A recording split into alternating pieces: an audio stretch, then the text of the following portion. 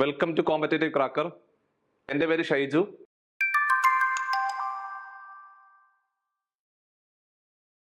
അപ്പോൾ ഞാൻ ഇന്ന് നിങ്ങളുടെ മുമ്പിൽ വന്നിരിക്കുന്നത്, നമുക്കറിയാം നമ്മുടെ കേരള ഹൈക്കോർട്ട് OAയുടെ എക്സാമിനേഷൻ ഡേറ്റ് വന്നിട്ടുണ്ടായിരുന്നു. അപ്പൊ ഈ ഡേറ്റ് വന്നതിന് ശേഷമാണ് ഒരുപാട് പേര് പഠിച്ചു തുടങ്ങണം, അല്ലെങ്കിൽ പരീക്ഷയുടെ ഇനിയുള്ള ദിവസങ്ങൾ കുറച്ച് ദിവസങ്ങൾ മാത്രമേ ഉള്ളൂ, ആ ദിവസങ്ങളിൽ എന്തൊക്കെയാണ് നോക്കേണ്ടത് എന്നുള്ള ആശയക്കുഴപ്പത്തോടു കൂടി ഒരുപാട് ഉദ്യോഗാർത്ഥികൾ നമ്മൾക്ക് സ്ഥിരമായിട്ട് മെസ്സേജ് അയക്കാറുണ്ടായിരുന്നു. സോ അതിന്റെ അടിസ്ഥാനത്തിൽ നമ്മൾ കഴിഞ്ഞ ദിവസം ഒരു വെബിനാർ കണ്ടക്ട് ചെയ്തു. എന്താണ് പഠിക്കേണ്ടത്, എങ്ങനെയാണ് പഠിക്കേണ്ടത് എന്നുൾപ്പെടെയുള്ള കംപ്ലീറ്റ് കാര്യങ്ങൾ അന്ന് നമ്മൾ പറഞ്ഞ് അവസാനിപ്പിച്ചിട്ടുണ്ട്. ഇനി ഇതൊരു വീഡിയോ പോലെ തന്നെ നിങ്ങൾക്ക് ഒരുപാട് ഉപകാരപ്പെടുന്ന രീതിയിൽ എങ്ങനെയാണ് പഠിക്കേണ്ടത്, എന്താണ് പഠിക്കേണ്ടത്, അടുത്ത 30 ദിവസം കൊണ്ട് നമുക്ക് എങ്ങനെ കട്ട് ഓഫ് ക്ലിയർ ചെയ്യാൻ പറ്റും, ഇത്തരത്തിലുള്ള കംപ്ലീറ്റ് കാര്യങ്ങൾ പറയാൻ വേണ്ടിയിട്ടാണ് ഇന്ന് നിങ്ങളുടെ മുമ്പിൽ വന്നിരിക്കുന്നത്. അപ്പൊ നമുക്കറിയാം കേരള ഹൈക്കോർട്ട് OAയുടെ പരീക്ഷ സാധാരണ കേരള PSC നടത്തുന്ന പരീക്ഷയല്ല. ഇത് കേരള ഹൈക്കോർട്ട് റിക്രൂട്ട്മെന്റ് അവർ തന്നെ നടത്തുന്ന പരീക്ഷയാണ്. സോ അതുകൊണ്ട് പെട്ടെന്ന് നമുക്ക് റിസൾട്ട് വരും, അതേപോലെ പെട്ടെന്ന് അഡ്വൈസ് വരും, പെട്ടെന്ന് നിയമനവും നടക്കും. അതായത് 2025-2026 കൂടി നിങ്ങൾ സർവീസിലേക്ക് കയറുവാനുള്ള ഒരു വലിയൊരു സുവർണ അവസരമാണ് നമ്മുടെ ഈ കേരള ഹൈക്കോർട്ട് OA എന്ന് പറയുന്ന പരീക്ഷ. സോ ആ ഒരു സാധ്യത മനസ്സിലാക്കി വേണം നമ്മൾ മുമ്പോട്ട് നീങ്ങുവാന്. അപ്പോൾ ഒന്ന് രണ്ട് കാര്യങ്ങൾ ആദ്യമേ തുടക്കത്തിൽ പറഞ്ഞുകൊണ്ട് എന്താണ് പഠിക്കേണ്ടത്, എങ്ങനെ പഠിക്കണം, ഏത് സിലബസ് ആണ് നിങ്ങൾ ഫോളോ ചെയ്യേണ്ടത് എന്നുൾപ്പെടെയുള്ള കംപ്ലീറ്റ് കാര്യങ്ങൾ പറയും. നമ്മുടെ വേരിയസ് LGSന്റെ പരീക്ഷ പോലെ അല്ല, അല്ലെങ്കിൽ കേരള PSC നടത്തുന്ന മറ്റു മത്സര പരീക്ഷകൾ പോലെ അല്ല എന്നുള്ള കാര്യം കൂടെ നിങ്ങളുടെ മനസ്സിൽ ഓർമ്മയിൽ സൂക്ഷിക്കണം. അപ്പൊ നമുക്ക് ആദ്യം പറയാനുള്ളത്, നമുക്കറിയാം ഇത് നമ്മുടെ കേരള ഹൈക്കോർട്ടിന് പ്രത്യേക റിക്രൂട്ട്മെന്റ് നമ്പർ 2024 9 എന്ന് പറയുന്ന കാറ്റഗറി നമ്പറിൽ വന്നതായിരുന്നു. അതായിരുന്നു നമ്മൾ അപ്ലൈ ചെയ്തത്. സോ സാലറി എല്ലാം ഇതുപോലെ തന്നെയാണ്.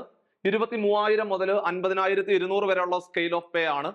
സോ വലിയൊരു മാറ്റമുണ്ട്. നമ്മുടെ സാധാരണ LGSനെ പോലെ തന്നെ അല്ല, കുറച്ചുകൂടി ഒരു മാറ്റമൊക്കെ ഉണ്ട്. സോ ആ ഒരു സാധ്യത നമ്മൾ അവിടെ മനസ്സിലാക്കണം. പിന്നെ മറ്റൊരു കാര്യം എന്ന് പറഞ്ഞു കഴിഞ്ഞാൽ, ഈ നോട്ടിഫിക്കേഷൻ വരുന്ന സമയത്ത് 34 വേക്കൻസി ആയിരുന്നു റിപ്പോർട്ട് ചെയ്തിട്ടുണ്ടായിരുന്നത്.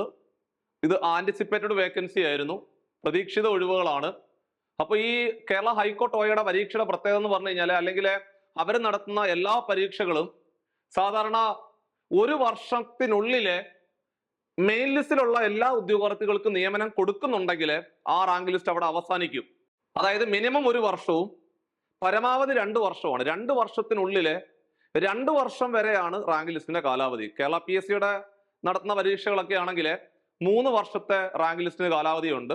പക്ഷേ കേരള ഹൈക്കോർട്ടിന്റെ പരീക്ഷകളുടെ അല്ലെങ്കിൽ തസ്തികകളുടെ ഒക്കെ ആ ഒരു റാങ്ക് ലിസ്റ്റിന്റെ കാലാവധി എന്ന് പറഞ്ഞു കഴിഞ്ഞാൽ 2 വർഷമാണ് എന്നുള്ള കാര്യം നമുക്ക് എല്ലാവർക്കും അറിയാവുന്നതാണ്. സോ ഈ 1 വർഷത്തിനുള്ളിലെ പരമാവധി എല്ലാവർക്കും ഈ മെയിൻ ലിസ്റ്റിൽ വന്ന എല്ലാ ഉദ്യോഗാർത്ഥികൾക്കും നിയമനം കൊടുത്തിട്ടുണ്ടെങ്കിൽ ആ റാങ്ക് ലിസ്റ്റ് അവിടെ അവസാനിക്കുകയാണ്. അല്ലെങ്കിൽ 2 വർഷം വരെ നമുക്ക് നോക്കാവുന്നതാണ്, അല്ലെങ്കിൽ 2 വർഷം വരെയാണ് ആ റാങ്ക് ലിസ്റ്റിന്റെ കാലാവധി ഉണ്ടായിരിക്കുന്നത് എന്നുള്ള കാര്യം കൂടെ ഓർമ്മയിൽ ഉണ്ടാവണം. മാത്രമല്ല ഇത് 10ാം ക്ലാസ് പാസ്സായ ഏതൊരു ഉദ്യോഗാർത്ഥിക്കും അപ്ലൈ ചെയ്യാവുന്ന ഒരു തസ്തികയായിരുന്നു. പക്ഷേ ഡിഗ്രി യോഗ്യത ഉണ്ടാകാൻ പാടില്ല എന്ന് തന്നെ നമ്മുടെ LGSന്റെ പോലെ തന്നെ. പക്ഷേ നമ്മുടെ LGSന്റെ പ്രത്യേകത എന്ന് പറഞ്ഞു കഴിഞ്ഞാൽ 7ാം ക്ലാസ് പാസ് ആയിരിക്കണം എന്നായിരുന്നു പറഞ്ഞിട്ടുണ്ടായിരുന്നത് നോട്ടിഫിക്കേഷൻ വന്ന സമയത്ത്. 7ാം ക്ലാസ് പാസ് ആയിരിക്കണം, എന്നാൽ ഡിഗ്രി പാടില്ല. പക്ഷെ ഇവിടെ അങ്ങനല്ല, ഇവിടെ 10ാം ക്ലാസ് പാസ് ആയിരിക്കണം, പക്ഷെ ഡിഗ്രി പാടില്ല എന്നുള്ള ഒരു പ്രത്യേകത കൂടി ഉണ്ടായിരുന്നു. പിന്നെ ഇതിനു മുമ്പ് പരീക്ഷ നടത്തുന്നത് 2019 സോ 2019 പരീക്ഷ നടത്തിയ സമയത്ത് കട്ട് ഓഫ് വന്നത് 66.25 ആയിരുന്നു. വലിയ പ്രശ്നങ്ങളൊന്നും ഇല്ലാതിരുന്ന ഒരു പരീക്ഷയായിരുന്നു. അത് മാത്രമല്ല മറ്റൊരു കാര്യം പ്രത്യേകം ശ്രദ്ധിക്കേണ്ടതെന്ന് പറഞ്ഞു കഴിഞ്ഞാൽ, ഈ പരീക്ഷയുടെ ഈ കാഠിന്യം കൂടുമ്പോൾ, അതായത് കുറച്ചും കൂടെ ടഫായിട്ടാണ് പരീക്ഷ വരുന്നതെങ്കിൽ കട്ട് ഓഫ് സ്വാഭാവികമായിട്ടും താഴും. നമ്മൾ 2023 ഇവർ തന്നെ നടത്തിയ മറ്റൊരു ഹൈക്കോർട്ടിന്റെ ഓഫീസ് അറ്റൻഡന്റ് എന്ന് പറയുന്ന മറ്റൊരു പരീക്ഷ കൂടി ഇവർ നടത്തിയിട്ടുണ്ടായിരുന്നു. പക്ഷെ അത് എല്ലാവർക്കും എഴുതാൻ പറ്റുന്ന തസ്തികയല്ലായിരുന്നു, ഫിസിക്കലി ഡിസേബിൾ ആയിട്ടുള്ള ഉദ്യോഗാർത്ഥികൾക്ക് വേണ്ടി മാത്രമായിട്ട് നടത്തി. പക്ഷേ പരീക്ഷയുടെ ആ ഒരു ക്വസ്റ്റ്യൻ പേപ്പർ കുറച്ചുകൂടെ നിലവാരമുള്ളതായതുകൊണ്ട് കട്ട് ഓഫ് താഴാനാണ് സാധ്യത. അപ്പൊ അത് ഒരു ഇതാണ്. അപ്പൊ പരീക്ഷയുടെ കട്ട് ഓഫ് അല്ലെങ്കിൽ എത്ര ഉദ്യോഗാർത്ഥികൾ അപ്ലൈ ചെയ്തിട്ടുണ്ടോ അതൊന്നും നമ്മളെ ബാധിക്കുന്ന പ്രശ്നമല്ല എന്നുള്ള കാര്യം നിങ്ങളുടെ മനസ്സിൽ ഓർമ്മയിൽ ഉണ്ടാവണം. അന്ന് ഏകദേശം 626 പേരെയാണ് മെയിൻ ലിസ്റ്റിൽ ഉൾപ്പെടുത്തിക്കൊണ്ടാണ് ആ റാങ്ക് ലിസ്റ്റ് പബ്ലിഷ് ചെയ്തത്. ഇനി നമുക്കറിയാം 2 ഘട്ടങ്ങളിലായിട്ടാണ് പരീക്ഷ പൂർത്തിയാക്കുന്നത്. അതിൽ ഒന്നാമത്തെ ഘട്ടം എന്ന് പറഞ്ഞു കഴിഞ്ഞാൽ ഒരു OMR പരീക്ഷയാണ്. സോ ഈ OMR പരീക്ഷ എന്ന് പറഞ്ഞു കഴിഞ്ഞാല് ഒരു 100 മാർക്കിന്റെ OMR പരീക്ഷയാണ്. 1.25 മണിക്കൂർ കൊണ്ട് നമുക്ക് കംപ്ലീറ്റ് ചെയ്യുന്ന 1.25 മണിക്കൂർ എന്ന് പറയുമ്പോൾ 75 മിനിറ്റ് കൊണ്ട് നമ്മൾ കംപ്ലീറ്റ് ചെയ്യേണ്ട ഒരു 100 മാർക്കിന്റെ OMR പരീക്ഷയും ആ OMR പരീക്ഷ നടത്തിയതിനു ശേഷമാണ് അവരൊരു കട്ട് ഓഫ് ഇടും.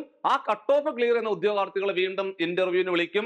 ഇന്റർവ്യൂ നടത്തുന്നത് സ്വാഭാവികമായിട്ടും ജഡ്ജി ആയിരിക്കും. കാരണം ജഡ്ജിയുടെ ഡയറക്റ്റ് പി ആയിട്ടാണ് കൂടുതൽ നിയമനങ്ങൾ നടക്കുന്നത് എന്നുള്ള കാര്യം കൂടെ ഓർമ്മയിൽ ഉണ്ടാവണം.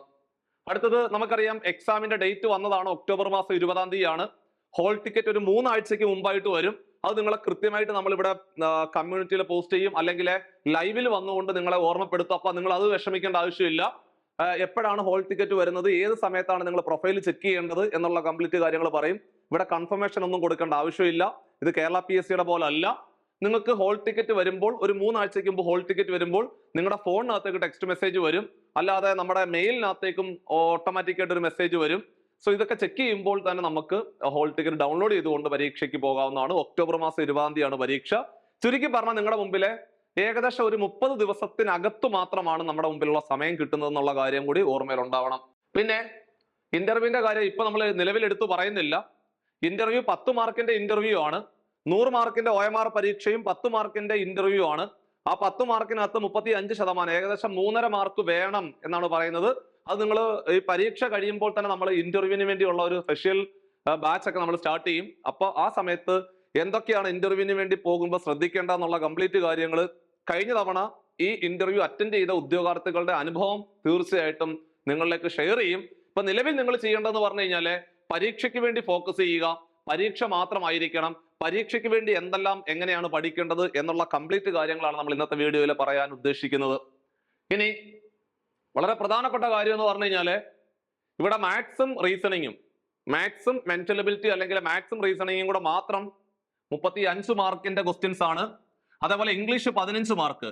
ഇപ്പൊ തന്നെ ഏകദേശം മാത്സും ഇംഗ്ലീഷും കൂടെ മാത്രമായപ്പോൾ തന്നെ ഏകദേശം 50 മാർക്ക് അവിടെ കംപ്ലീറ്റഡ് ആയി.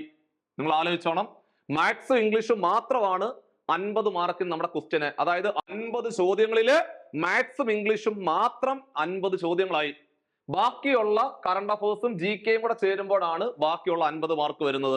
ഇപ്പൊ ചുരുക്കി പറഞ്ഞാല് മാത്സും ഇംഗ്ലീഷും നന്നായിട്ട് അറിയാവുന്ന ഒരു ഉദ്യോഗാർത്ഥിക്ക് ഈ എക്സാമിന് നന്നായിട്ട് പെർഫോം ചെയ്യാൻ പറ്റും എന്നുള്ളതാണ് അവിടെ ഓർത്തിരിക്കേണ്ടത്.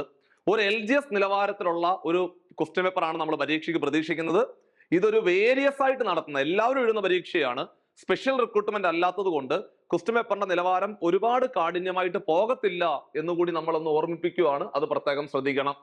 ഇനി നമ്മൾ പറഞ്ഞതുപോലെ തന്നെയാണ്, അതായത് കണ്ടോ ഇവിടെ തന്നെ നിങ്ങൾ നോക്കിക്കേ, അതായത് മാത്സും റീസണിങ്ങും കൂടെ 35 ക്വസ്റ്റ്യൻ 35 മാർക്ക്. കണ്ടോ, ഓരോ ചോദ്യത്തിന് ഓരോ മാർക്കാണ്. അതേപോലെ തന്നെ നമ്മുടെ ഇംഗ്ലീഷിന് 15 മാർക്ക്, 15 ചോദ്യം 15 മാർക്ക്. അപ്പോൾ മാത്സും ഇംഗ്ലീഷും കൂടെ ആയപ്പോൾ 50 മാർക്കായി. നമ്മുടെ GKയും അതേപോലെ കറണ്ട് അഫേഴ്സും കൂടെ 50 ചോദ്യമാകുമ്പോൾ 50 മാർക്ക്. അങ്ങനെ മൊത്തത്തില് 100 മാർക്കിന്റെ പരീക്ഷ, 100 ചോദ്യം, മൊത്തം 75 മിനിറ്റ്. അതായത് 1.25 മണിക്കൂറാണ് നമ്മുടെ മുമ്പിലുള്ള സമയം.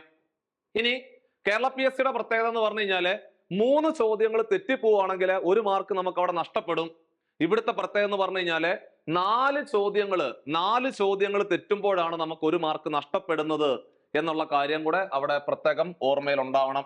പരീക്ഷ എഴുതുമ്പോൾ നിങ്ങൾ പ്രത്യേകം ശ്രദ്ധിക്കുക. മാത്സ് റീസണിങ് ഭാഗങ്ങൾക്ക് നമ്മൾ ഒരുപാട് സമയം സ്പെൻഡ് ചെയ്യേണ്ടതായിട്ട് വരും. അപ്പൊ അതുകൊണ്ട് അത് ഏറ്റവും അവസാനമായിട്ട് എടുക്കണം.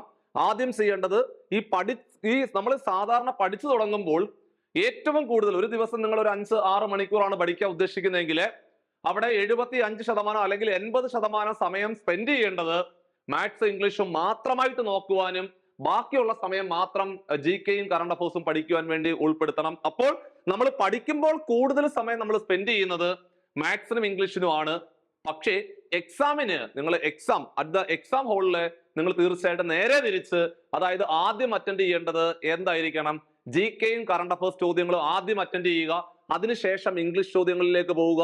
അതിനുശേഷം വേണം മാത്സും ബാക്കിയുള്ള മാത്സിന്റെയും നമ്മുടെ മെന്റൽ എബിലിറ്റി അല്ലെങ്കിൽ റീസണിങ് ഭാഗത്തെ ചോദ്യങ്ങൾ ഡിസ്കസ് ചെയ്യാന്. അതിനകത്ത് നേരെ തിരിച്ച് നമ്മൾ എങ്ങനെയാണോ പഠിക്കുന്നത് അതിന്റെ നേരെ റിവേഴ്സ് ആയിരിക്കണം. കാരണം അല്ലെങ്കിൽ നമുക്ക് 1.25 മണിക്കൂർ കൊണ്ട് നല്ലൊരു അറ്റംപ്റ്റ് അവിടെ നടത്തിയെടുക്കാൻ ബുദ്ധിമുട്ടായിരിക്കും. ചിലപ്പോൾ നമുക്ക് മാത്സിന്റെ ചോദ്യങ്ങളിൽ ഒരുപാട് സമയം സ്പെൻഡ് ചെയ്യും, ഇപ്പൊ നമ്മുടെ മനസ്സിലെ ഏതെങ്കിലും 10 GK ചോദ്യങ്ങൾ അറിയാമെങ്കിൽ അവസാന ഘട്ടമാകുമ്പോൾ നമ്മൾ ആകെ നെർവസ് ആയി പോകും. അപ്പൊ അതുകൊണ്ട് നമുക്കറിയാവുന്ന ഇതൊക്കെ എന്ന് പറഞ്ഞു കഴിഞ്ഞാൽ GK ചോദ്യങ്ങളുടെ പ്രത്യേകത എന്ന് പറഞ്ഞു കഴിഞ്ഞാൽ 1 സെക്കൻഡ് കൊണ്ട് നമുക്ക് 1 മാർക്ക് കിട്ടും. നമുക്ക് അവിടെ സ്പെൻഡ് ചെയ്യും, നമുക്ക് അറിയാമെങ്കിൽ ആൻസർ ആയി, അല്ലെങ്കിൽ കളഞ്ഞ് നമുക്ക് മുമ്പോട്ട് പോകാൻ പറ്റും. പക്ഷെ മാത്സിന്റെ കാര്യം അങ്ങനല്ല. ചിലപ്പോൾ നമുക്ക് നോട്ടത്തിൽ ആൻസർ കിട്ടിയില്ലെങ്കിലും ഒരു തവണ അറ്റൻഡ് ചെയ്യുമ്പോഴായിരിക്കും നമുക്ക് ആൻസർ കിട്ടുന്നത്. അപ്പൊ അതുകൊണ്ട് നിങ്ങൾ ആദ്യം ചെയ്യേണ്ടത് നേരെ തിരിച്ചാണ് ചെയ്യേണ്ടത് എന്ന് വീണ്ടും വീണ്ടും നിങ്ങളെ ഓർമ്മിപ്പിക്കുവാണ്. നിങ്ങൾ എവിടെയാണോ എക്സാമിനേഷൻ സെന്റർ നിങ്ങൾ അപ്ലൈ ചെയ്തപ്പോൾ നിങ്ങൾ എവിടെയാണോ ചൂസ് ചെയ്തിരിക്കുന്നത്, ഈ 5 സെന്ററിലെ എവിടെങ്കിലും ആയിരിക്കും നിങ്ങളുടെ പരീക്ഷ ഒക്ടോബർ മാസം 20-ാം തീയതി. ഇനി ഇത് അവരുടെ സിലബസ് അല്ല, ഇത് നമ്മൾ ഈ കേരള ഹൈക്കോർട്ട് നടത്തിയ വിവിധ പരീക്ഷകളുടെ ഒക്കെ ഇതേ നിലവാരത്തിലുള്ള പല പരീക്ഷകളും നമ്മൾ മുമ്പിൽ കണ്ടുകൊണ്ടും അല്ലെങ്കിൽ ആ ഒരു പരീക്ഷകളുടെ അടിസ്ഥാനത്തില് നമ്മൾ തയ്യാറാക്കിയ ഒരു ഡീറ്റെയിൽഡ് ആയിട്ടുള്ള സിലബസ് ആണ് നിങ്ങളുടെ മുമ്പിലേക്ക് വെക്കുന്നത്. ആദ്യം നമ്മൾ ഇംഗ്ലീഷിലേക്ക് കടക്കുവാണ്. ഇംഗ്ലീഷിലെ കണ്ടോ, ഇത് നമ്മുടെ സാധാരണ ഒരു സിലബസ് അല്ല, നമ്മുടെ കേരള PSC നടത്തുന്ന പരീക്ഷകളുടെ പോലെ അല്ല. സോ ഓരോ ക്വസ്റ്റ്യൻ പേപ്പറിനകത്ത് ഓരോ രീതിയിലാണ് ചോദ്യങ്ങൾ വരുന്നത്. പിന്നെ നിങ്ങൾ ടെൻഷൻ ആവേണ്ട ആവശ്യമില്ല, കാരണം നമ്മുടെ കൂടെ പരീക്ഷ എഴുതുന്ന എല്ലാ ഉദ്യോഗാർത്ഥികളും ഡിഗ്രി യോഗ്യത ഇല്ലാത്തവരാണ്, 10ാം ക്ലാസ് പാസ്സായ ഉദ്യോഗാർത്ഥികളാണ്, ഡിഗ്രി ഇല്ലാത്തവരാണ് നമ്മുടെ കൂടെ എല്ലാവരും വന്ന് പരീക്ഷ എഴുതുന്നത്. അപ്പൊ അതുകൊണ്ട് നമ്മൾ അവിടെ ടെൻഷൻ അടിച്ചിട്ട് കാര്യമില്ല. എല്ലാവർക്കും ഇതുപോലെ തന്നെയാണ് സമയം കിട്ടിയിട്ടുണ്ടാവുക. ഈ എക്സാമിനേഷന്റെ ഡേറ്റ് വരുമ്പോഴാണ് സ്വാഭാവികമായിട്ടും ഒരു 70-80% ഉദ്യോഗാർത്ഥികൾ സീരിയസ് ആയിട്ട് പഠിച്ചു തുടങ്ങുന്നത്, സത്യം പറഞ്ഞു കഴിഞ്ഞാല്.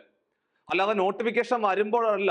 ഒരുപാട് ഉദ്യോഗാർത്ഥികൾ, ഈ 80%-ലധികം ഉദ്യോഗാർത്ഥികൾ ഈ അവസാന ഘട്ടം എക്സാമിനേഷന്റെ ഡേറ്റ് വരുമ്പോഴാണ് അവർ പഠിച്ചു തുടങ്ങുന്നത്. അപ്പൊ അതുകൊണ്ട് നമ്മളും ആ ഒരു കാറ്റഗറിയിൽ പെട്ട ഉദ്യോഗാർത്ഥിയാണ്. നമ്മളോട് പരീക്ഷ എഴുതുന്ന ബഹുഭൂരിപക്ഷ ഉദ്യോഗാർത്ഥികളും അങ്ങനെയാണ് എന്നുള്ള ആ ഒരു ചിന്ത നമ്മുടെ എക്സാം ഹാളിൽ ഇല്ലെങ്കിൽ നമ്മൾ ആകെ നെർവസ് ആയി പോകും, നമ്മുടെ മനസ്സിലുള്ളത് പോലും നമ്മൾ മറന്നു പോകും. അതുകൊണ്ട് ടെൻഷൻ അടിക്കാതെ എക്സാം ഹാളിലേക്ക് കടക്കുക എന്നുള്ളതാണ് നമ്മൾ അവിടെ ചെയ്യേണ്ടത് എന്നുള്ള കാര്യം വീണ്ടും ഓർമ്മിപ്പിക്കുകയാണ്. സിലബസ് ഞാൻ ജസ്റ്റ് ഒന്ന് ഓടിച്ചു വിടുവാണ്. എല്ലാ ടോപ്പിക്കുകളും നമ്മുടെ പരീക്ഷയ്ക്ക് ഉണ്ടാവും. ഇംഗ്ലീഷിന്റെ സിലബസുകൾ നിങ്ങൾ ശ്രദ്ധിക്കുക. ആർട്ടിക്കിൾസിൽ നിന്ന് തുടങ്ങിയിട്ട് പല ടോപ്പിക്കുകളും, PSCക്ക് വേണ്ടാത്ത ഒരുപാട് ടോപ്പിക്കുകൾ, ക്ലോസ് ടെസ്റ്റ് എന്നൊക്കെ പറഞ്ഞ ടോപ്പിക്ക്, അതുപോലെ തന്നെ ആഡ് വെർബ് എന്നൊക്കെ പറഞ്ഞത് നമ്മുടെ ഈ സെന്റൻസസ് എന്ന് പറയുന്ന ഭാഗത്ത് നമ്മൾ നോക്കുന്നതാണ്. അത് വിട്ടു കഴിഞ്ഞാല് ബാക്കിയുള്ള അൺസീൻ പാസേജസ്, അതേപോലെ തന്നെ സബ്ജക്ട് വെർബ് എഗ്രിമെന്റ് എന്ന് പറഞ്ഞ കോൺകോഡ് എന്ന് പറഞ്ഞ ഭാഗം നമ്മൾ BSc നോക്കുന്ന സാധനം തന്നെയാണ്. അപ്പൊ ഈ ടോപ്പിക്കുകൾ നിങ്ങൾ നോക്കുക. കുറച്ച് ഗ്രാമർ ഉണ്ട്, സെന്റൻസ് കറക്ഷൻ എന്ന് പറയുന്ന ഭാഗമുണ്ട്, അതേപോലെ ആന്റോണിംസും സിനോണിംസും അതെല്ലാം നമുക്ക് പരീക്ഷയ്ക്ക് ചോദിക്കുന്നുണ്ട്. അപ്പൊ ഇവിടെ ചെയ്യേണ്ടതെന്ന് പറഞ്ഞു കഴിഞ്ഞാല് നമ്മൾ ആ സിലബസ്, ഈ ഒരു സിലബസ് ഉണ്ടല്ലോ, ഈ ഒരു സിലബസ് എന്ന് പറഞ്ഞാൽ ഡീറ്റെയിൽഡ് ആയിട്ടുള്ള സിലബസ് ആണ്. ഒരിക്കലും അവര് പുറത്തുവിട്ട സിലബസ് അല്ല, ഇത് നമ്മളായിട്ട് തയ്യാറാക്കിയ ഡീറ്റെയിൽഡ് ആയിട്ടുള്ള സിലബസ് ആണ്. സോ അതുകൊണ്ട് ഇതിനകത്ത് നിന്നാണ് ചോദ്യങ്ങൾ വരുന്നത്. ഇത്രയും ടോപ്പിക്കുകൾ പഠിക്കുമ്പോഴാണ് നിങ്ങൾക്ക് മാർക്ക് സ്കോർ ചെയ്യാൻ പറ്റുന്നത് കേട്ടോ. അത്രയും ടോപ്പിക്ക് വൈഡ് ആയിട്ടുള്ള ഒരു സിലബസ് ആണ് നമ്മുടെ മുമ്പിലുള്ളത്. സോ അതുകൊണ്ട് ഈ ഒരു സിലബസിൽ നിന്നുള്ള ചോദ്യങ്ങളാണ് പരീക്ഷയ്ക്ക് ചോദിക്കുന്നത്. കണ്ടോ, ഇവിടെ മിസ്സിംഗ് വെർബ് എന്ന് പറഞ്ഞ, അതുപോലെ സ്പോട്ടിംഗ് എറർ എന്നൊക്കെ പറയുന്ന നമ്മുടെ ഈ CGL ആ ഒരു നമ്മൾ SSCയുടെ പരീക്ഷകളിൽ നമ്മൾ നോക്കുന്ന ടോപ്പിക് ഉണ്ടല്ലോ, അതിനകത്ത് MGS നിലവാരത്തിലുള്ള ചോദ്യങ്ങൾ മാത്രമാണ് നമ്മൾ പരീക്ഷയ്ക്ക് പ്രതീക്ഷിക്കുന്നത്. അതുപോലെ ജംബിളിംഗ് എന്ന് പറയുന്ന ഒരു ഭാഗമുണ്ട്, അത് നമ്മുടെ പരീക്ഷയ്ക്കുള്ളതാണ്. ഇത്രയൊക്കെയാണ് നമ്മുടെ ഇംഗ്ലീഷിന്റെ കാര്യത്തിൽ നിങ്ങൾ ഡീറ്റെയിൽഡ് ആയിട്ട് നോക്കണം. അപ്പം ഇംഗ്ലീഷിന്റെ കാര്യം ഒരിക്കൽ കൂടി പറയുവാണ്. ഇവിടെ മക്കളെ ശ്രദ്ധിക്കുക, ഇവിടുന്ന് അങ്ങോട്ട് തുടങ്ങിയിട്ട് ഇത്രയും കഴിഞ്ഞാൽ ഇത്രയും ഭാഗം ആകുമ്പോൾ നമ്മുടെ ഇംഗ്ലീഷിന്റെ സിലബസ് വളരെ ഭംഗിയായിട്ട് പൂർത്തിയായി. ഇനി ഇതുമായിട്ട് ബന്ധപ്പെട്ടുകൊണ്ട് ഡീറ്റെയിൽഡ് ആയിട്ടുള്ള ഒരു വീഡിയോ, ഇംഗ്ലീഷിന് എന്തൊക്കെയാണ് പഠിക്കേണ്ടതെന്നുള്ള കാര്യം നമ്മൾക്ക് ഇംഗ്ലീഷിന്റെ മിസ് വന്നിട്ട് നിങ്ങൾ ഡീറ്റെയിൽഡ് ആയിട്ട് കാര്യങ്ങൾ പറഞ്ഞു തരും. ഇനി നമ്മൾ മാത്സിനകത്തേക്ക് കടക്കുമ്പോൾ നമുക്ക് ഈ അലിഗേഷന്റെ കുറച്ച് ചോദ്യങ്ങളൊക്കെ പരീക്ഷയ്ക്ക് ചോദിച്ചു കാണുന്നുണ്ട്. ഒരു LGS നിലവാരത്തിലുള്ള ചോദ്യങ്ങൾ പ്രതീക്ഷിക്കാവുന്നതാണ്. ആവറേജ് ഉണ്ട്, അതുപോലെ സഡ്സ് ആൻഡ് ഇൻഡീസസ്, അതായത് എക്സ്പോണൻസ് എന്ന് പറയുന്ന ഭാഗം, ഏജിന്റെ ചോദ്യങ്ങൾ പരീക്ഷയ്ക്ക് ചോദിക്കാറുണ്ട്. ചെയിൻ റൂള് പല ചെയിൻ റൂളുകൾ പരീക്ഷയ്ക്ക് ചോദിച്ചു കാണുന്നുണ്ട്. ടൈം ആൻഡ് വർക്ക് എന്ന് പറയുന്ന ചാപ്റ്ററുമായിട്ട് ബന്ധപ്പെട്ടുകൊണ്ട് ചെയിൻ റൂൾ ഉണ്ട്. അത്തരം ചോദ്യങ്ങളും പരീക്ഷയ്ക്ക് പ്രതീക്ഷിക്കാം. Decimal fraction, square and cube root, square root, cube root, data interpretation എന്ന് പറയുന്ന മറ്റൊരു ഭാഗമുണ്ട്. അത് റീസണിംഗ് പോർഷനകത്ത് വരുന്ന ചോദ്യമാണ്. ബ്ലഡ് റിലേഷൻ ഒക്കെ റീസണിങ്ങിനകത്ത് വരുന്നതാണ്. അതുപോലെ ഏജിന്റെ ചോദ്യങ്ങൾ പരീക്ഷയ്ക്ക് ചോദിക്കാൻ സാധ്യത വളരെ കൂടുതലാണ്. ഇതെല്ലാം കൃത്യമായിട്ട് നോക്കി പോണം, മനസ്സിലായില്ലേ? അതേപോലെ തന്നെ pipe and cistern, time and work പഠിക്കുമ്പോൾ അതിന്റെ ബാക്കിയായിട്ട് വരുന്ന ഭാഗമാണ്. ലോഗരിതം അത്ര വലിയ ഇമ്പോർട്ടന്റ് അല്ലെങ്കിൽ കൂടി ഒരു LGS നിലവാരത്തിലെ എന്തൊക്കെ ചോദ്യങ്ങൾ, ഒന്നോ രണ്ടോ ചോദ്യങ്ങൾ സ്ഥിരമായിട്ട് ചോദിക്കുന്ന ചോദ്യങ്ങളുണ്ട്. അതായത് MTS നിലവാരത്തിൽ ചോദിക്കുന്ന ചോദ്യങ്ങൾ നിങ്ങളെ പരിചയപ്പെടുത്തി വിടാം. അതുപോലെ തന്നെ LCM HCF എന്ന് പറയുന്ന ചാപ്റ്ററുമായിട്ട് ബന്ധപ്പെട്ട ചോദ്യങ്ങൾ സ്ഥിരമായിട്ട് ചോദിച്ചു കാണുന്നുണ്ട്. പാർട്ണർഷിപ്പ് എന്ന് പറയുന്ന ടോപ്പിക് ഉണ്ട്. അതേപോലെ ബോട്ട്മാസ് റൂളുമായി ബന്ധപ്പെട്ട ചോദ്യം, റേഷ്യോ ആൻഡ് പ്രൊപ്പോർഷൻ, അതേപോലെ പെർമ്യൂട്ടേഷൻ കോമ്പിനേഷൻ എന്ന് പറയുന്ന ഭാഗത്തു നിന്നുള്ള LGS നിലവാരത്തിലുള്ള ചോദ്യങ്ങൾ നമുക്ക് പ്രതീക്ഷിക്കാവുന്നതാണ്. പ്രോബബിലിറ്റി എന്ന് പറയുന്ന ഭാഗത്തെ തുടക്കത്തിൽ കിടക്കുന്ന ചില ചോദ്യങ്ങൾ മാത്രം നിങ്ങളെ പരിചയപ്പെടുത്തിക്കൊണ്ട് എക്സാം ഹാളിലേക്ക് വിടും. അതായത് ഒരു ബോക്സിനകത്ത് ഇത്ര ബോളുകളുണ്ട്, അതിനകത്ത് നിന്ന് കണ്ണടച്ചുകൊണ്ട് നമ്മൾ ഒരു ബോൾ എടുക്കുകയാണെങ്കിൽ അത് അവർ പറയുന്ന ബോൾ ആകാനുള്ള പ്രോബബിലിറ്റി എത്ര എന്ന് പരീക്ഷയ്ക്ക് ചോദിക്കാം. അത്തരത്തിൽ ചോദ്യം വരാം. സിമ്പിൾ ഇൻട്രസ്റ്റും കോമ്പൗണ്ട് ഇൻട്രസ്റ്റും ഉണ്ട്. ചുരുക്കി പറഞ്ഞാല് നമ്മുടെ സിലബസിനകത്തുനിന്ന്, നമ്മുടെ കേരള PSC നടത്തുന്ന സിലബസിനകത്തുനിന്ന് കുറച്ചും കൂടെ അഡ്വാൻസ്ഡ് ആയിട്ടുള്ള ഒരു സിലബസ് ആണ് നമ്മൾ പ്രതീക്ഷിക്കുന്നത്. ഇതൊക്കെയാണ് കഴിഞ്ഞ പരീക്ഷകളെ മുൻനിർത്തിക്കൊണ്ട് നമ്മൾ ഒരു ഡീറ്റെയിൽഡ് ആയിട്ട് നമ്മളായിട്ട് ഒരു സിലബസ് തയ്യാറാക്കി കഴിഞ്ഞാൽ ഇത്രയും ടോപ്പിക്കുകളാണ് പരീക്ഷയ്ക്ക് വരാൻ സാധ്യതയുള്ളതെന്നുള്ള കാര്യം കൂടി ഓർമ്മപ്പെടുത്തുവാണ്. പിന്നെ നമ്മൾ GKയിലെ എല്ലാ ഭാഗങ്ങളും ഉണ്ട്. അവിടെ കറണ്ട് അഫയേഴ്സിന് കൂടുതൽ പ്രാധാന്യം ഉണ്ട്. ഇപ്പൊ നമ്മൾ സ്പോർട്സ് നോക്കുവാണെങ്കിൽ സ്പോർട്സുമായിട്ട് ബന്ധപ്പെട്ട കറണ്ട് അഫയേഴ്സ് ഇതെല്ലാം ഡീറ്റെയിൽഡ് ആയിട്ട് ഓരോ ടോപ്പിക്കിന്റെയും, ഞാനിപ്പം പറഞ്ഞിരിക്കുന്ന ഇംഗ്ലീഷ് ആണെങ്കിലും, അതേപോലെ തന്നെ മറ്റടുത്തത് മാത്സ് ആണെങ്കിലും, അതേപോലെ തന്നെ GK കറണ്ട് അഫയേഴ്സ് ആണെങ്കിലും, അതേപോലെ റീസണിങ്ങിനാണെങ്കിലും, ഈ നാലിന്റെയും കൂടെ ഡീറ്റെയിൽഡ് ആയിട്ടുള്ള ഒരു 20-25 മിനിറ്റ് വരുന്ന ഓരോ സബ്ജക്റ്റിന്റെയും 20-25 മിനിറ്റ് വരുന്ന ഡീറ്റെയിൽഡ് ആയിട്ടുള്ള സിലബസിന്റെ അനാലിസിസുമായിട്ട് നമ്മൾ പിന്നീട് നമ്മൾ മുമ്പോട്ട് വരും. തൽക്കാലത്തേക്ക് ഒരു ഏകദേശം ഒരു ഐഡിയ കിട്ടാൻ വേണ്ടിയിട്ടാണ് നമ്മൾ ഇത് പറയുന്നത്. അതുപോലെ കെമിസ്ട്രി നമ്മൾ നേരത്തെ പറഞ്ഞതാണ്, ഫിസിക്സും കെമിസ്ട്രി, നമ്മൾ സയൻസ് കുറെ ചോദ്യങ്ങൾ പരീക്ഷയ്ക്ക് ചോദിക്കാറുണ്ട്. അതേപോലെ ആർട്ട് ആൻഡ് കൾച്ചർ എന്ന് പറയുന്ന നമ്മുടെ മറ്റൊരു ഭാഗമുണ്ട്, അതും പരീക്ഷയ്ക്ക് ചോദിക്കാൻ സാധ്യതയുണ്ട്. ഇതൊക്കെ ചോദിച്ചു പോയ സാധനങ്ങളാണ് കേട്ടോ. അതായത് നമ്മുടെ മുൻ വർഷങ്ങളിലെ നമ്മൾ ചോദ്യങ്ങളൊക്കെ എടുത്ത് പരിശോധിക്കുമ്പോൾ വരാൻ സാധ്യതയുള്ള ടോപ്പിക്കുകളാണ്. കോൺസ്റ്റിറ്റ്യൂഷനകത്തെ കുറച്ച് ഭാഗങ്ങളൊക്കെ പരീക്ഷയ്ക്ക് ചോദിച്ചു കാണാറുണ്ട്. നമുക്കെല്ലാം ഡീറ്റെയിൽഡ് ആയിട്ട് പഠിക്കാൻ പറ്റത്തില്ലെങ്കിൽ പോലും നമ്മുടെ ലിമിറ്റഡ് സമയത്തിനുള്ളിലെ വേണ്ടപ്പെട്ട കാര്യങ്ങൾ എങ്ങനെയാണ് പഠിക്കേണ്ടത് എന്നുള്ള കാര്യം കൃത്യമായിട്ട് പറഞ്ഞു തരാം. ഇവിടുത്തെ മെയിൻ പ്രശ്നം എന്ന് പറഞ്ഞു കഴിഞ്ഞാല് നമ്മൾ എന്താണ് പഠിക്കേണ്ടത്, എങ്ങനെയാണ് പഠിക്കേണ്ടത്, ഏതൊക്കെ മേഖലകളാണ് കേന്ദ്രീകരിക്കേണ്ടത് എന്നുള്ള കാര്യത്തിൽ ഒരുപാട് ആശയക്കുഴപ്പമുണ്ട്. ആ ഒരു ആശയക്കുഴപ്പം പരിഹരിക്കുക എന്നുള്ളതാണ്. നമ്മൾ ഇപ്പോൾ പഠിച്ചു തുടങ്ങിയാൽ പോലും ഈ 30 ദിവസം കൊണ്ട് എങ്ങനെയാണ് ഈ പറഞ്ഞിരിക്കുന്ന കട്ട് ഓഫ് ക്ലിയർ ചെയ്യുക, അതാണ് നമ്മുടെ ലക്ഷ്യം. അല്ലാതെ ഈ ഡീറ്റെയിൽഡ് ആയിട്ടുള്ള സിലബസ് കംപ്ലീറ്റ് ആയിട്ട് പൂർണ്ണമാക്കിക്കൊണ്ട് നമുക്ക് ഒരിക്കലും പരീക്ഷയെ അഭിമുഖീകരിക്കാൻ പറ്റത്തില്ല. പക്ഷെ വേണ്ട സാധനങ്ങൾ, ഏറ്റവും പ്രധാനപ്പെട്ട സാധനങ്ങൾ, ഏറ്റവും വേണ്ട സാധനങ്ങൾ എന്തൊക്കെയാണ് എന്നുള്ള കാര്യങ്ങൾ കൂടി നമ്മൾ ക്ലാസ്സിൽ നിങ്ങളെ പരിചയപ്പെടുത്തുന്നുണ്ട് പിന്നീട് വരുന്ന സമയത്ത്. ഇത് റീസണിങ്ങിനകത്ത ടോപ്പിക്കുകളാണ്. മിറർ ഇമേജ് എന്ന് പറയുന്ന ഭാഗം, അതുപോലെ ഡിസിഷൻ മേക്കിംഗ്, ഡയറക്ഷൻ, ഇതൊക്കെ ഇത് എൻറ്റയർലി ഡിഫറന്റ് ആണ്. നമ്മുടെ കേരള PSCയുമായിട്ട് ബന്ധപ്പെടുത്തി നോക്കുമ്പോൾ എൻറ്റയർലി ഡിഫറന്റ് ആണ്. സോ SSCയുടെ MTS നിലവാരത്തിലുള്ള ഒരു സിലബസ് തന്നെയാണ് നമ്മൾ കേരള ഹൈക്കോർട്ട് OAയുടെ പരീക്ഷയ്ക്ക് പ്രതീക്ഷിക്കുന്നത്. കാരണം മുൻ വർഷങ്ങളിൽ അങ്ങനെ ചില ക്വസ്റ്റ്യൻ പേപ്പറിനകത്ത് അങ്ങനെ വന്നിട്ടുണ്ട് എന്നുള്ള കാര്യം കൂടി ഓർമ്മപ്പെടുത്തുവാണ്. സില്ലോജിസം ഒക്കെ നമ്മളെ അതായത് സില്ലോജിസം വലിയൊരു ടോപ്പിക് ആണെങ്കിൽ പോലും അതിനകത്ത് കുറച്ച് കാര്യങ്ങൾ മാത്രം നിങ്ങളെ പരിചയപ്പെടുത്തുന്നുണ്ട്, അതുകൂടി പരിചയപ്പെടുത്തും. സമ്മ്, അതുപോലെ തന്നെ ഓള്, നോ എന്ന് പറയുന്ന 3 കോൺസെപ്റ്റ് ഉണ്ട്. ആ 3 കോൺസെപ്റ്റിന്റെ ചോദ്യങ്ങൾ നമുക്ക് പരീക്ഷയ്ക്ക് പ്രതീക്ഷിക്കാം. ഇതെല്ലാം മെന്റലബിലിറ്റി എന്ന് പറയുന്ന ഭാഗത്ത് പ്രതീക്ഷിക്കുന്നതാണ്. പക്ഷെ നമ്മൾ കേരള PSCയുടെ പരീക്ഷ എഴുതാൻ പോകുമ്പോൾ ക്ലോക്ക്, കലണ്ടർ, വയസ്സ്, റാങ്കിങ് മാത്രമേ പ്രതീക്ഷിക്കുന്നുള്ളൂ. പക്ഷെ ഇവിടുത്തെ അങ്ങനെ അല്ല, ഇതെല്ലാം നമുക്ക് പരീക്ഷയ്ക്ക് പ്രതീക്ഷിക്കാവുന്നതാണ്. സ്റ്റേറ്റ്മെന്റ് ആൻഡ് ആർഗ്യുമെന്റ്സ് എന്ന് പറയുന്ന മറ്റൊരു ഭാഗമുണ്ട്, ഇതെല്ലാം നമുക്ക് പരീക്ഷയ്ക്ക് പ്രതീക്ഷിക്കാവുന്നതാണ്. പിന്നെ നമ്മൾ പറഞ്ഞതുപോലെ തന്നെ നമ്മുടെ സെയിം സാധനം തന്നെ clock, calendar, blood relation, embedded figure എന്ന് പറയുന്ന ഒരു സാധനമുണ്ട്. ഇതെല്ലാം ഈ കൂടുതലും വരുന്നത് നോൺ വെർബൽ റീസണിങ് എന്ന് പറയുന്ന ഭാഗത്തു നിന്നുള്ള ചോദ്യങ്ങളായിരിക്കും കൂടുതലും വരാൻ സാധ്യത. അപ്പൊ അത് പ്രത്യേകം ശ്രദ്ധിക്കണം. മൊത്തത്തിൽ 35 മാർക്കേ ഉള്ളെങ്കിൽ പോലും മാത്സും റീസണിങ്ങും കൂടെ മൊത്തത്തിൽ 35 മാർക്കേ ഉള്ളെങ്കിലും ഓരോ മാർക്കും നിർണായകമാണ്. അതായത് അപ്ഡേഷൻ ഇല്ല. നമുക്ക് പഠിച്ചു കഴിഞ്ഞാല് ഏതെങ്കിലും ഒരു ടോപ്പിക് എടുത്ത് വെച്ച് പഠിച്ചു കഴിഞ്ഞാല് അതിന്റെ കോൺസെപ്റ്റ് അറിയാമെങ്കിൽ ആ ഒരു ഭാഗം അവിടെ അവസാനിപ്പിച്ച് നമുക്ക് മാർക്കായിട്ട് കൺവേർട്ട് ചെയ്യാൻ പറ്റും. ഒരിക്കലും അപ്ഡേറ്റ് ചെയ്യേണ്ട ആവശ്യമില്ല, ഒരിക്കലും മറക്കത്തില്ല. നമ്മൾ ഏതെങ്കിലും ഒരു സാധനം പഠിക്കുവാണെങ്കിൽ അങ്ങനെ ഒരു പ്രത്യേകതയുണ്ട്. ഇപ്പൊ നിലവിലെ സത്യം പറഞ്ഞു കഴിഞ്ഞാല് അടുത്ത 30 ദിവസം എങ്ങനെയാണ് പഠിക്കേണ്ടത് എന്നുള്ള കാര്യത്തിലേക്കാണ് നമ്മൾ പോകുന്നത്. അവിടെയാണ് നിങ്ങൾ കൂടുതൽ ശ്രദ്ധിക്കേണ്ടത്. അല്ലാതെ നമ്മുടെ സിലബസ് നമ്മുടെ മുമ്പിലുണ്ട്, ആ സിലബസ് നമ്മൾ കയ്യിലെടുത്ത് വെച്ചിട്ട് എന്ത് പഠിക്കണം, എങ്ങനെ പഠിക്കണം എന്നുള്ള കാര്യത്തിൽ ഇപ്പോഴും നമുക്ക് ആശയക്കുഴപ്പമാണ്. കാരണം വലിയൊരു സിലബസ് ആണ് നിങ്ങളുടെ മുമ്പിൽ ഞാൻ എടുത്തിട്ടിരിക്കുന്നത്. കാരണം ആ ഒരു സിലബസ് എന്ന് പറഞ്ഞാൽ റാങ്ക് മേക്കിംഗ് ആണ് ആക്ച്വലി. അതായത് നമ്മൾ റാങ്ക് ഫയൽ തുറന്നു നോക്കുമ്പോൾ ഒരു വലിയ റാങ്ക് ഫയൽ എടുത്താൽ ഇത്രയും കാണും. സോ ആ വലിയൊരു റാങ്ക് ഫയൽ നമ്മൾ എടുത്ത് ഇത്രയും വെച്ച് കഴിഞ്ഞാൽ ഇത് പഠിച്ചുകൊണ്ട് നമുക്ക് പരീക്ഷയ്ക്ക് പോകാൻ പറ്റുമോ? അല്ല, പറ്റത്തില്ല. പക്ഷേ ഇത്രയും പഠിച്ചു കഴിഞ്ഞാൽ നമുക്ക് റാങ്ക് കിട്ടും, അതുറപ്പാണ്. പക്ഷേ നമ്മുടെ മുമ്പില് എങ്ങനെങ്കിലും കട്ട് ഓഫ് ക്ലിയർ ചെയ്യുക, ഈ ഒരു ലിമിറ്റഡ് സമയം 30 ദിവസത്തിനുള്ളിൽ എങ്ങനെയാണ് പഠിക്കേണ്ടത്, എന്താണ് പഠിക്കേണ്ടത്, മാത്രമല്ല നമ്മളായിട്ട് സ്വന്തമായിട്ട് പഠിച്ചു കഴിഞ്ഞാൽ എത്രത്തോളം എത്തിച്ചേരും എന്നുള്ള ആശയക്കുഴപ്പം.